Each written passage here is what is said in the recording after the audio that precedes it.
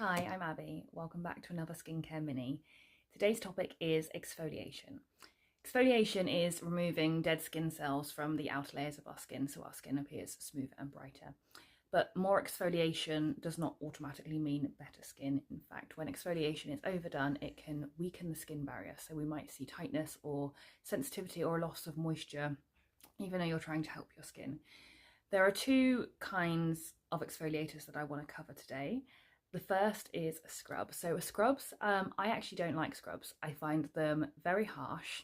They're also a little bit unreliable and they can cause micro damage to the surface of the skin. They can cause tiny little tears. For that reason, I tend to always go towards an acid exfoliator. And don't be scared by the term acid. These things are found often occurring naturally in our skin anyway. So an acid exfoliator is a better option because it has a whole range of different strengths with the acid. So you can start really, really lightly with like a lactic acid, and you can get all the way through to like a glycolic or a salicylic acid if you want something a little bit stronger. I think if you are someone who is exfoliating your face twice or 3 times a week, you probably don't need to do it that much. You might find that actually paring back a little does give your skin a little bit more glow and a little bit more of a boost, because you can overstrip the skin, and the last thing we want to do is to take any moisture out through the skincare. We need to be putting it in, keeping our skin looking lovely and plump. If you haven't exfoliated and you think it might be something you like to do, there are a couple of things to remember. The first is to start at the lower end of the acid spectrum, I would say, if an acid is what you choose to do. Start the lower end. You can always progress to a stronger acid if your skin needs it, but the chances are your skin won't, and you'll get lovely results from the lower end of the spectrum.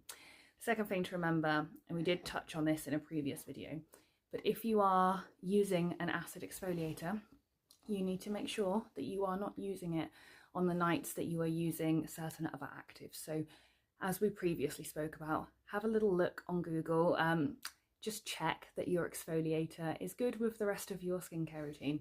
I only exfoliate actually like maybe twice a month, and on the nights that I do, I use a very, very simple minimal skincare afterwards, just moisture, a facial oil. That's really all I use.